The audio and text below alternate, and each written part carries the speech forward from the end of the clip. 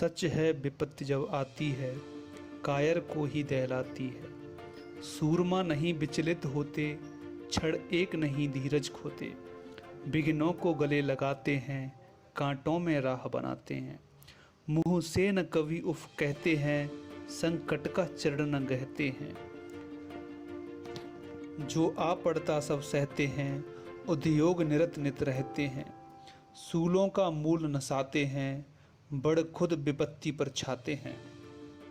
ये पंक्तियाँ थी महान लेखक रामधारी सिंह दिनकर की। मेरा नाम है विपिन और आप देख रहे हैं अपना यूट्यूब चैनल गुरुकुल आजकल। हेलो दोस्तों, कैसे हो आप सभी। दोस्तों, मेरे आज का वीडियो है कि हम अपने आप को कैसे मोटिवेट रखें। काफ़ी स्टूडेंट की शिकायत रहती है कि वो पढ़ाई में फ़ोकस नहीं कर पाते, उनका जो मन है वो पढ़ाई में नहीं लगता है।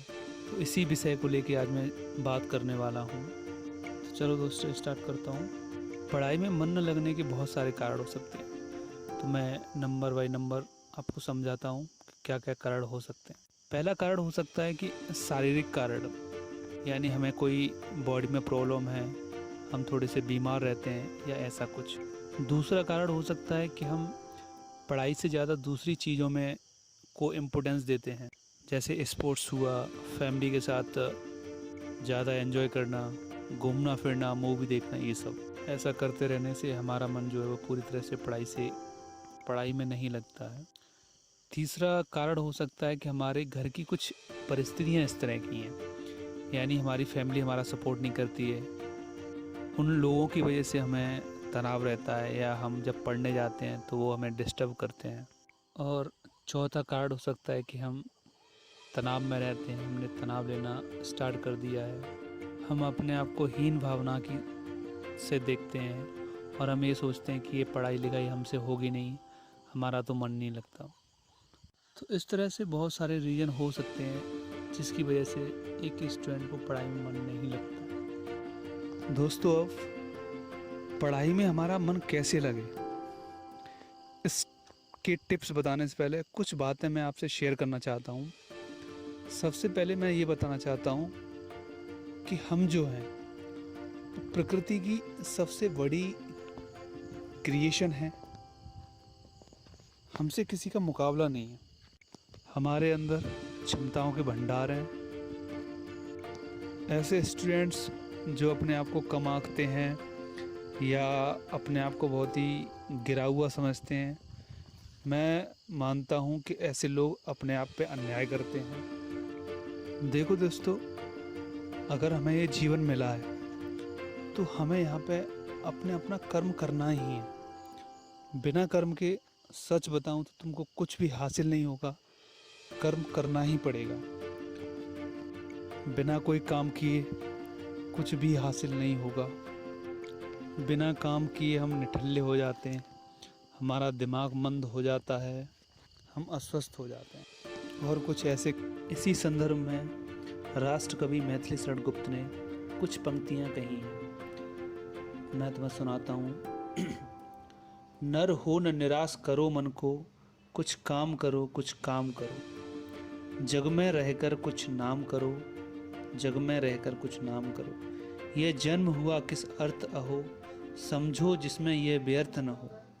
कुछ तो उपयुक्त करो तन को, नर हो न निराश करो मन को, नर हो न निराश करो मन को। और कुछ ऐसे काम जो हमारे जीवन के लिए बहुत ही महत्वपूर्ण होते हैं, वो हमारी एज के हिसाब से होते हैं। एज टू एज ऐसे नित्य कर्म बदलते रहते हैं। जैसे अभी हमारी एज स्टूडेंट की है, तो हमारा जो कर्म है वो पढ़ाई करना है। अगर तुम इस कर्म से अगर थोड़ा से भटकोगे तो मैं आपको बताना चाहता हूँ कि आप कभी भी शांत नहीं रह सकते। अगर आप पढ़ाई नहीं करोगे तो लोग आपको ताना मारेंगे, ये पढ़ता नहीं है।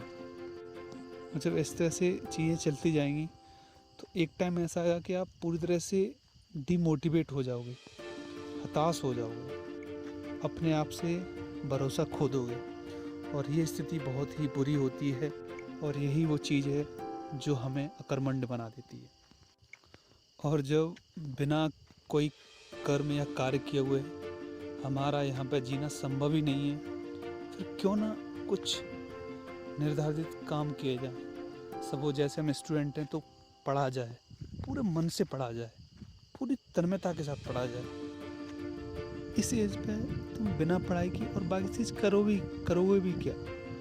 जो भी चीज़ें करोगे उससे तुमको कुछ भी नहीं मिलने वाला है, वो जस्ट तुम्हारे समय को बर्बाद करता है। अगर तुम्हें कुछ हासिल होना है तो वो तुम्हारे निर्धारित किए गए कर्मों के करने के बाद ही मिलेगा।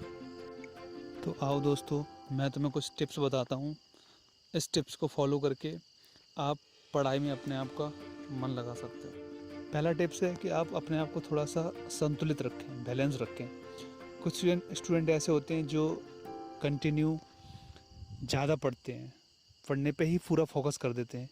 ये भी चीज़ बेकार है। अपनी फैमिली को टाइम दो, थोड़ा सा स्पोर्ट्स खेलो, बाकी चीज़ों को करो, थोड़ा अपने आप को बैलेंस रखो, उससे तुम्हारी हेल्थ भी सही रहेगी।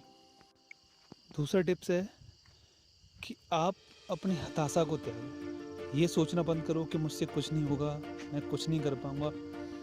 ये सबसे बेकार चीज़ है।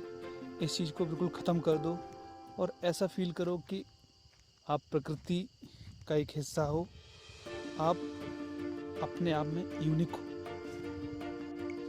आप हर वो चीज़ कर सकते हो जो आप सोचोगे। और तीसरा टिप्स ये है कि हम एक सामाजिक प्राणी हैं। हमारा जो माहौल होता है हम उससे इन्फ्लुएंस होते हैं। तो हम अगर हो सके तो ज़्यादा से ज़्यादा उन लोगों के कांटेक्ट में रहें, ऐसे फ्रेंड बनाएं जो पढ़ते हों, पढ़ाई पे फोकस करते हों, या जो पहले कुछ अच्छा कर चुके हैं। ऐसा करने से आपकी पूरी तरह से मन स्थिति चेंज हो जाएगी। और दोस्तों, चौथा टिप्स है, अगर आपको अपने आप को समझ नहीं पा रहे हो कि मैं क्या करूं, मुझे क्या करना चाहिए, ऐसा मेरे साथ क्या हो गया कि मैं पढ़ नहीं पाता हूं, इसके लिए दोस्तों आप थोड़ा सा एकांत में बैठिए, अपने आप को समझने की कोशिश करिए। थोड़ा सा अगर आप चाहें तो ध्यान और प्राणायाम कर सकते हैं, मेडिटेशन करिए, अपने आप को समझने की कोशिश करिए कि आप हो क्या और आपको क्या करना है। जब आप अपने आप को समझने के लिए बैठोगे तो आपके सारे अनसुलझे हुए सवाल के उत्तर आपके अंदर से खुद निकल के आएंगे। और ये लास्ट टिप्स, इसमें क्या है कि जो हमारा जो माइंड है, इसके काम करने का तरीका बहुत ही अलग है। इसकी प्रकृति को, इसके नेचर को हम एकदम से नहीं बदल सकते हैं। तो हमको इसको धीमे धीमे अपनी हैबिट्स को चेंज करना है, ग्रेजुअली इसको इंक्रीज़ करना है। और जब आप अपनी बेकार आदतों से निकलकर जब अच्छी आदतें अपनाएंगे तो आप में एक कॉन्फिडेंस आने लगेगा, और वो कॉन्फिडेंस आपको आगे की तरफ ले जाएगा। और दोस्तों, सबसे बड़ी बात, इस दुनिया में जो भी इंसान हैं उनकी पहचान उनके कर्मों से होती है कि वो क्या करते हैं। तो इसलिए कर्म से बड़ा कोई चीज़ नहीं है। ये कर्म ही है जो हमें, कर्म कह सकते हो उसको, मेहनत कह सकते हो, वही हमें हर चीज़ दिला सकता है, हर वो खुशी दिला सकता है जो हमें बैठे बैठे आराम की निठल्ली ज़िंदगी नहीं दे सकती। तो आज के बाद गांठ बांधिए कि अपने कर्मों, अपने काम, जो आप, जैसे आप स्टूडेंट हैं तो पढ़ाई के अलावा दिमाग में कुछ आप रखने वाले नहीं हो। इसका मतलब ये नहीं कि आप बाकी चीज़ें छोड़ दो, छोड़ना कुछ भी नहीं है, पर आपको ये हमेशा आपके दिमाग में रहना चाहिए कि पढ़ाई ही हमारा काम है और इसे ही हमें बहुत ही अच्छे तरीके से करना है। सोचो, अगर आपने अभी कुछ नहीं किया, आप फालतू की चीज़ों में लगे रहे, आपने ना तो अच्छे से पढ़ाई करी ना कुछ किया, और जब धीमे धीमे काफ़ी समय निकल जाएगा तो आपने जो समय बेकार की चीज़ों में निकाला था वो सब कूड़ा है, और उसके बाद इतनी सालों के बाद आपके हाथ में कुछ भी नहीं होगा, क्योंकि आपने समय रहते आपने कोई ऐसा कर्म नहीं किया जो आपके लिए निर्धारित था, इसलिए ऐसा हुआ। तो दोस्तों, मुझे उम्मीद है कि अब अपने निर्धारित कर्म यानी आप स्टूडेंट हैं तो पढ़ाई को अच्छे ढंग से करेंगे। आज के वीडियो के लिए बस इतना ही।